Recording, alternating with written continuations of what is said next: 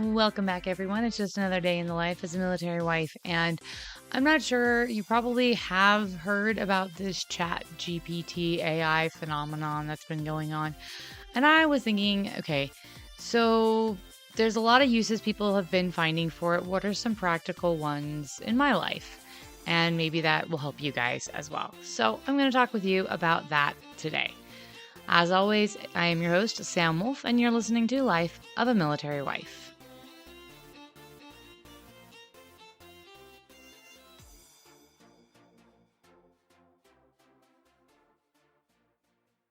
Okay, so first things first, what is ChatGPT? It is an AI. It is a natural language AI chatbot. AI stands for artificial intelligence, and if you've seen any futuristic slash sci-fi stuff, you probably can imagine what that is. We're not quite there, but we're almost there. Anyway, but it's a chatbot. So basically, it's a really fancy question and answer generator. You put in questions, it gives you answers. Now, it's a little bit more complex than, Siri or Google Assistant or things like that.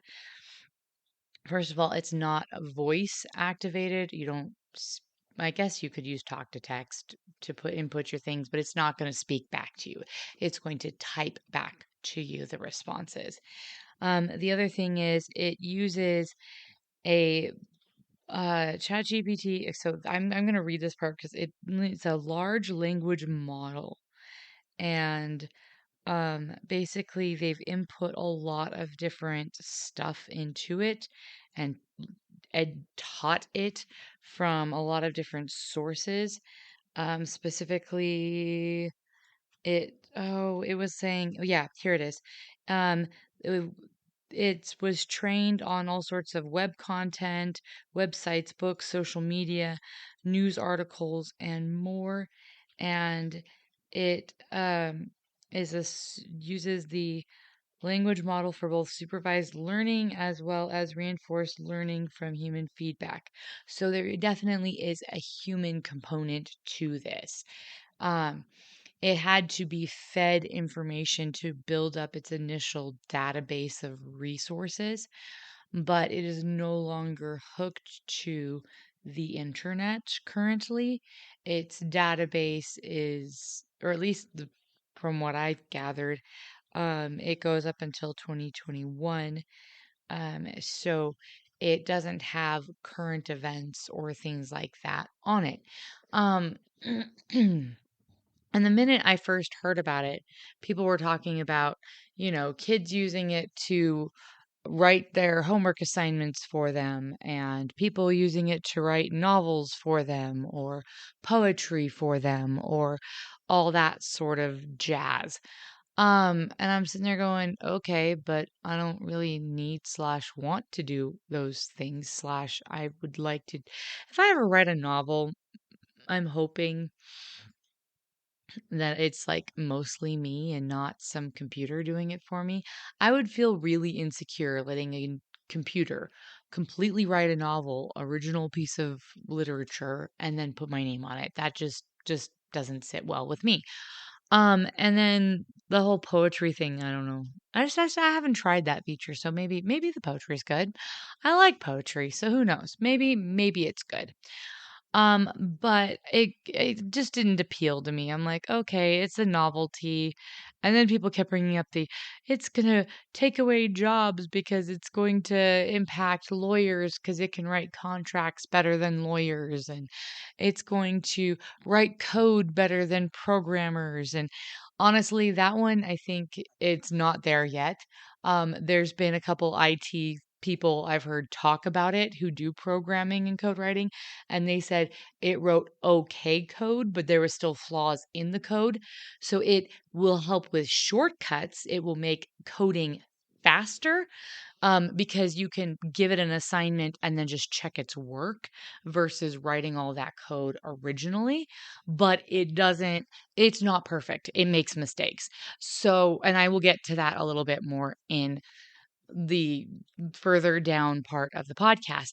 But I was started like trying to brainstorm because my husband came home and he was like, "Look what I did with my at lunch on my lunch break or whatever on my break with my coworker. We figured out we could do XYZ with it." And I'm like, "Okay, but there's nothing I would use it for." And then I actually started thinking of ideas. So, these were some of the things I thought of that would actually be helpful for me in my life. So, here's the whole reason. I know I did a whole thing about unplugging and not overusing technology, and I still believe that. But I've also done episodes on what's called tech flexing. So, the important thing is using technology in a way that is advantageous to your life so that you free up time to do things that matter more to you. So, using technology so that I have more time with my children and more time as a family to do fun things, not just to surf social media. That wouldn't be a good use of extra leisure time, not in my opinion, for me. And so, um, or binge watch Netflix, which I will admit I have been guilty of at times in my life. But r- back to tech flexing. So, tech flexing is using technology to make our lives better so that we can live a higher quality life. And that got me thinking, what can this do for me? Now, I don't know how y'all what where you all stand on this, but as a military spouse, there are times my husband is gone and I feel like I have decision overload and I just don't want to make decisions anymore, or I just don't want to think of things anymore, or I like run out of ideas. This specifically comes to a head when it comes to meal planning. And I see this all over the internet, so I know I'm not the only person who runs into this. How you get into these food ruts because your creativity just dies and you can't think of anything else. Well, I gave ChatGPT a challenge. I have dietary restrictions because of medical conditions of mine, and I also have children who, well, want to eat food that children like to eat. And it's now getting hot, and I don't like cooking hot meals every day and heating up my house. So I gave ChatGPT the um, task of coming up with original recipes that fit my dietary restrictions and would be appealing to children by and large and could be made in a crock pot or an Instapot. And it came up with some pretty good suggestions. So I was rather impressed. I haven't tried them yet. I literally just thought of that aspect of it today. But the other thing is, my kids are home for the summer and they want to eat everything in sight, but I'd like them to have healthy snacks. And so I gave ChatGPT the parameters and said, hey, give me a list of healthy snacks for their elementary aged kids and about this many suggestions, XYZ. It gave me some fantastic suggestions. Now, quite a few of them are things I have made for my kids before. Some were ones I had not thought of, and some are things I haven't done in a while. But it was really great. I really liked those suggestions. So that got me going a little further, and I started thinking, wait, what else can this do? And I was like, okay, give me some low cost summer activities for elementary aged kids. And it gave me some really great ones. And then I said, okay, what are some games that you can teach elementary aged children to play with a standard deck of cards? And it gave me a whole bunch of games. Now, a few of them, again, were ones I already was familiar with, but some were ones I hadn't thought of. So it's one of those things where if you have a problem that is a small issue and you're needing some brainstorming assistance, it's really helpful. Well, that got me thinking even more. I have friends who are homeschoolers and they're trying to get started on different things, and homeschooling can be rather expensive to buy all the materials and all that other stuff. So I gave it the challenge, okay, write a curriculum outline for this grade for this subject. And it did. It wrote a really fantastic outline of all the things that you should hit to have a well balanced curriculum in that subject. And then if you don't want to go buy your own curriculum, you could then use that outline to come up with resources in those different areas yourself. And I did it for history, I did it for language arts. I didn't do it for math. I should try that for math. The other thing I did was quizzes. Come up with a quiz, this many questions with, multiple choice on this topic specifically. And it did. It gave me a really great quiz and an answer key with it. And I'm like, wow, that's fantastic. Especially if, again, you're a homeschooler and trying to come up with your own curriculum. That is a brilliant way to use it. I'm like, okay, what else could it do? And then I thought, okay, what about writing prompts? So I said, okay, give me a creative writing prompt for this grade level. And it gave me a really unique creative writing prompt that I actually think I'm going to give to my kids and see where they run with it because they like writing stories and ideas and stuff. And one of the things I have for the summer for them is like these pages where they can like write their own comic book. I'm trying to come up with creative ways to get them writing, and things like that, but that are fun that they'll want to do. Ooh, like making their own Pokemon cards. But anyway, I digress. Um, However, there was some things it was not very good at. I asked it to do a CVC, so that's a consonant vowel consonant, which is a concept for about first grade language arts worksheet, and it did all right. It was a decent starting point, but you would have to zhuzh it up, and it wasn't a complete thing. Whereas the quiz was something you could literally copy and paste into Word and just print out. The worksheet did not work out as well. Um, Maybe with math worksheets, it would have done better. I really have to try that now. That was something I did not think of prior to recording this. The other thing my husband did with his friends was workout plans. And now this is something I liked about because I asked for the recipes with my dietary restrictions and immediately was like, but consult your nutritionist and your doctors to make sure that this is adequately meeting your specific medical needs, which I think is a really good disclaimer that it has on there because there were some of the recipes that it gave me that there are elements in it that don't work as well for me as they do for other people with my condition. And so I would have to judge to, tweak that myself. But I know my body, so I can do that. And I've worked with nutritionists with my medical condition before. So that's not a huge deal. My husband and his buddies are like, ooh, give me a workout plan. And it did. He listed all of his goals and like what they were trying to accomplish and stuff like that. And it gave him a pretty good workout plan. But again, these are not replacements for working with a professional, but this is a starting point. Um, and always consult a professional because the AI does not know your body. The more information you feed it, the better it's going to give you as a response. But it's not going to replace doctors and nutritionists, not yet. Maybe someday, but not yet. And that gets to the limitations. It is not always accurate. So my husband and I were trying to see what quality of information it would give on obscure topics, just so that in case there's something you don't know something about, making sure that it's not feeding you false information. And it does say that it doesn't know everything and it does make mistakes.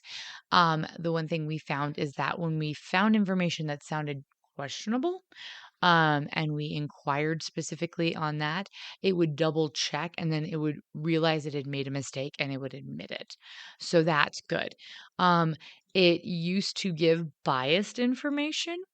A couple of the things I heard at the beginning weeks ago when this was first launching was it would give biased opinion based stuff. They've fixed that now and it's not doing that as much. And it'll specifically say that it doesn't have opinions and blah blah blah blah blah. And if you'll ask for like best or worst, that those are subjective, and so it'll give you what its databases would imply meet those, but it's not quantitative. Um, and that goes back into the accuracy thing. Because um, one thing that we know really well is our religion and sometimes facts about religions get confuddled, especially online. So we asked some very, very niche specific questions about our religion that we would know the answers to. And we found it made some errors on those things. So again, don't take everything it says as, you know, take it with a grain of salt. Don't take everything as like written in stone. It does make mistakes. And that's the other reason why, yeah, it's a great starting point, but I would verify things. Um, Especially if you're asking factual stuff or things like that. But it's a great time saver for some of these things, especially like the homeschooling ideas that I had with it. I was just like, dude, this is legit. Because I have so many friends that do homeschooling. And anyway, it was a really great idea. So I actually, the other thing that just kind of hit me or it made me think about it was so it's not going to replace writing. It's not going to replace novelists. I think not completely, but at the same time, I do know that there was a couple authors who've already said that there's been some issues with people submitting AI written novels to be published in their name. And so publicists are running into that issues already. So it could hurt up and coming novelists. Established novelists, I don't expect will really struggle. One job that it might end up eliminating is editors, like copy editors. I don't know, maybe. And there's a lot of implications for this, but every time you have a technological advance, there are sadly some careers that go by the wayside. So it'll be interesting. We'll see what happens with this. If the prediction about, basic lawyers are gonna hit or what. But the other thing, and I sorry, I got a little sidetracked again, but it got me thinking about so just totally fessing up. Y'all know I'm a little bit of a nerd. Okay, I'm a massive nerd. But anyway, y'all love me, so it's okay. My husband and I started doing D&D during COVID, with some other military people, friends of ours, mostly from our congregation. Um, and I was just like, I wonder if we could come up with a D&D campaign or it's different like that, or help you build a character with more realistic flaws for your D&D. I'm like, I wonder what the D&D applications are. But anyway, I digress. That could be a fun rabbit hole to go down eventually. But yeah, so there's lots of different things. It's been a fun thing to play with. It can be a huge, huge, huge black hole for your time, like massive rabbit hole. So I sincerely suggest that before you get on ChatGPT, if you have any issues with falling down rabbit holes like I do, set yourself a timer and be like, okay, I will play with it for X amount of time, and then I have to get back to my real life because otherwise it can eat up time like no other. But it's a fun toy, and just I thought it would be interesting to look into. And I'm going to end with this because I thought this was funny. So as I was going through and trying to see what I could get it to go through and tell me, I kept asking it different stuff. So I asked it a few questions in regards to um oh goodness, in regards to like research stuff, and it gave me some good things. And then I tried to ask it some more specific things, and it said I didn't have that recent of data. And then the last thing I thought to ask it was, ooh, what are the best military installations in for families or whatnot? And of course, because best is a subjective measurement, it's like, well, this is based on what I could find, but I can't really determine what's best. Okay, that said, this is the list it gave me. So you'll have to tell me what you think, if you think it's accurate or not. Number one, it said Joint Base San Antonio, Texas offers variety of services, strong military support, vibrant community, and so on and so forth. Number two, Joint Base Pearl Harbor, Hickman, Hawaii, known for its stunning natural beauty, outdoor recreational opportunities, and diverse culture.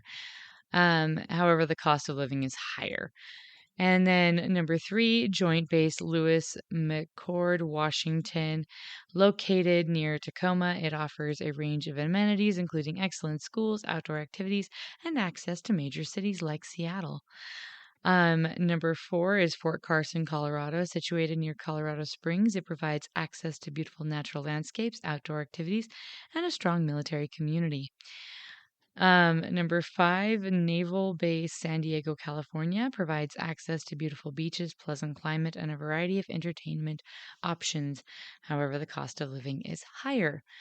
Number six, Fort Belvoir, Virginia, located near Washington, D.C.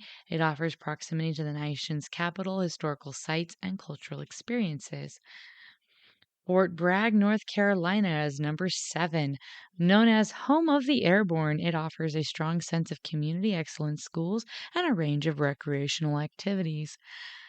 Number eight, Peterson Air Force Base, Colorado. Located near Colorado Springs, it offers a high quality of life, numerous outdoor activities, and supportive military community. Camp Lejeune, North Carolina. I might be butchering some of these, by the way. Offers beautiful coastal landscape, outdoor recreation, and a range of amenities. And the last one, number 10, is Yokota Air Base in Japan. Located near Tokyo, it provides a unique cultural experience, access to diverse attractions, and the opportunity to explore Japan and other Asian countries. And I think it's funny that only Japan, like the one base in Japan, is the only international one. I mean, I guess, yes, Hawaii is Oconus, but it's the only foreign one on the list that it came up with. And the weird thing is Carson and Peterson. Well, Peterson is no longer an Air Force base. It's a Space Force base, but whatever. We'll forgive it because again, it's not up to date. And yeah, but Carson and Peterson are in the same place. So obviously it has a preference. It likes Colorado Springs. And I think it's interesting that most all of those, it mentions like the beauty, the location, it's the scenicness. There's a few that it was for other reasons, but yeah, so that's what ChatGPT thinks are the best places to be stationed. I don't know. What do you think? Do you disagree? Do you agree? I have my own personal opinions. I think Hawaii is beautiful and I would love to be stationed there. I've got quite a few friends who've been stationed there, and I'm more than slightly jealous about that. But we'll see. Who knows what happens? Anyway, that's what I've got for you for all today. Let me know any fun things you figure out ChatGPT can help out with. Have fun in the conversation in comments below. Yeah, let me know what you find out when you play around with it. And how you use it to tech flex. As always, I am your host, Sam Wolf, and you've been listening to Life of a Military Wife.